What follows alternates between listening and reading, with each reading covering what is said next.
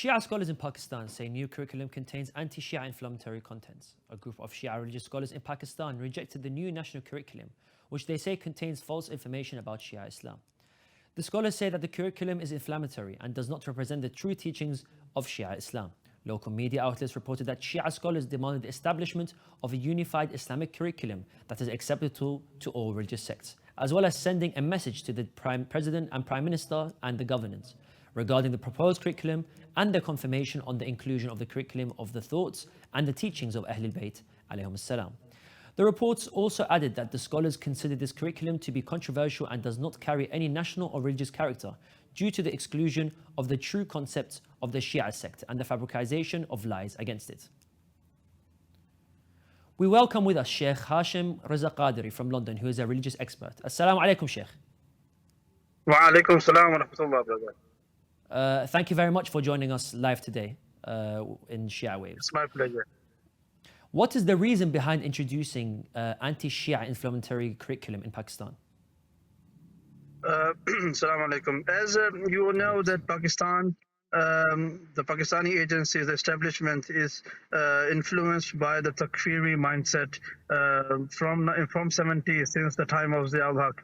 So the movement was being carried out since that time of Zia ul-Haq, but no one was able to impose the similar curriculum. But it happened during the time of Imran Khan after 2013 election. So the reason behind is that in the curriculum that there was separated two curriculum, one for Shia, one for Sunni students. In the Shia curriculum, there was dominating towards Ahlulbayt. They would teach the true history, the true thaqafa of Ahlulbayt. That was not acceptable by the Sunni establishment in Pakistan. So they wanted to unify and to take out the fact from the historical events, such as the role of Imam Ali, for example, in the times of war, for example, the war of Badr or Uhud. They wanted to take out the importance and the part of Imam Ali that he took part in those battles. So they censored everything that was related to Ahlul Bayt. And especially when it comes to Imam Ali, Sayyidah Fatima Zahra Salamun Alayha, and other stuff. So if you go through the history of the new curriculum that were introduced, they were clearly saying that, for example, the event of Mubahila never took place, and they actually censored the whole history of Karbala, whatever happened. So they actually wanted to take away the interest of general Muslims, Shia or Sunnis, from Ahlul Bayt to the Takfir mindset that was sponsored by Saudi and Qatar and other mindsets. So that was the main motive behind bringing up the new curriculum that did not support the true and the factor from the history of Islam. I mean, indeed, this is very concerning. I mean, with the widespread rejection of this new curriculum by Shia scholars and prominent figures, what do you think the government in Pakistan should do to avoid further social and religious division? To be honest, there has been 3 governments have been changed since the new curriculum was introduced. One was Imran Khan, and then came the Shehbaz Sharif, and now the other person. So this is a 3rd prime minister, 3rd cabinet that's been in the power since the new the adoption of the new curriculum. So no one is actually clear that who is the person that they are going to speak to about it. The Supreme Court, the Parliament, the other law enforcement agencies, no one is there to take the blame. So the government is actually clueless what to do. This is a fact that the voices are being raised by all over the world, that this is actually against the basic human rights, that the person should be kept away from the truth. The government, the scholars, the prominent figures, the politicians, they are trying their best to do, but at the moment there's an anarchy going on. There's a kind of civil war within Pakistan at the moment against inflammation, against the financial crisis.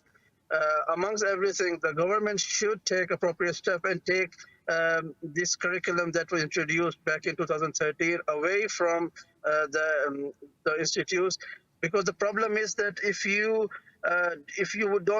will not take any step, the appropriate step, for example, the Sheikh Muhammad Akbar, who is one of the member of Islamic Nazariyati Council, which is Islamic Ideology Council, which plays a really important part when it comes to the Constitution of Pakistan.